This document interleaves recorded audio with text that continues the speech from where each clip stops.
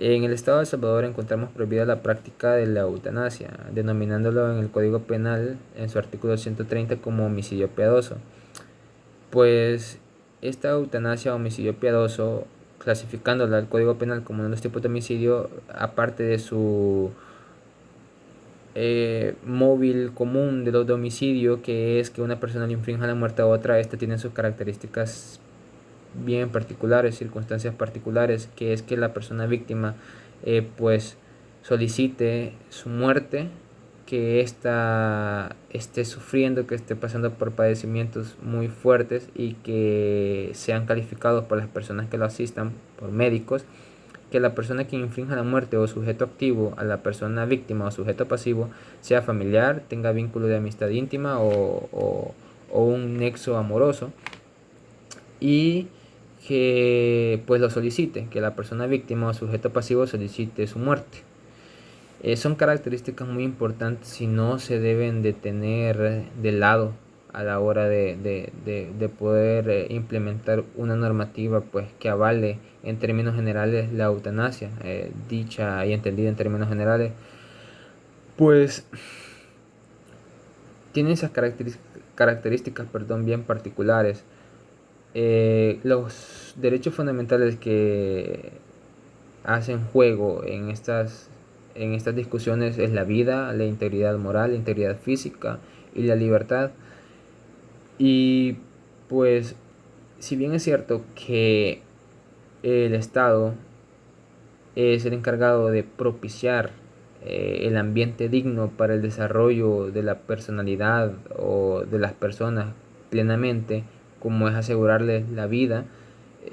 asegurarles la integridad física, la integridad moral y la libertad, pues el Estado no se debe de propasar con ese deber de paternidad que tiene con los habitantes del Estado, pues el habitante tiene dentro de su evolución va teniendo su autonomía personal, y es algo que también se debe tener muy en cuenta a la hora de esta discusión, pues todos poseemos de autonomía. Si nos vamos a las circunstancias en el campo, pues encontramos que los delitos de droga,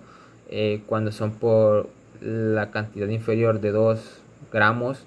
pues se consideran como conductas autorreferentes, porque se asume que no son con fines de tráfico y sino con fines de consumo. En ese caso solo se estaría pues dañando la persona a la que se le encontró este tipo de droga. En ese sentido encontramos un tipo de autonomía personal, pues no daña bienes jurídicos tutelados de terceros,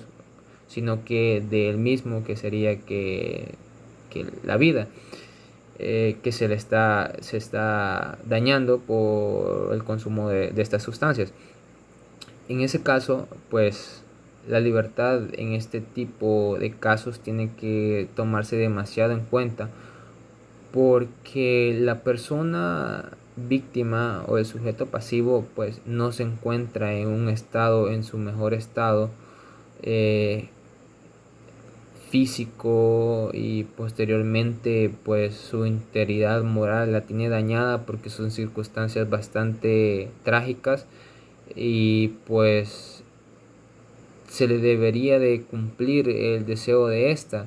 en el sentido de que si considera que no puede seguir con su vida, pues se le practique este tipo de actos, y entraría pues a propiciar